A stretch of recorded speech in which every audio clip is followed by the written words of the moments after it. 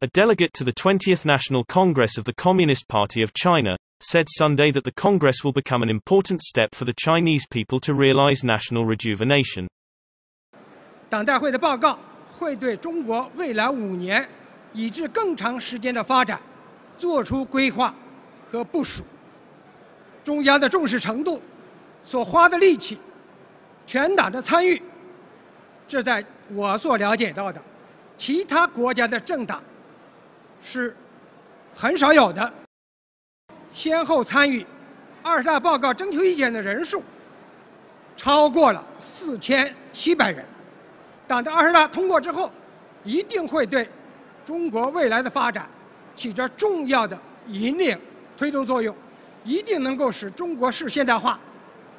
更稳、更快、更好的推进。我相信，党的第20次全国代表大会一定会成为实现中华民族伟大复兴进程中的重要里程碑。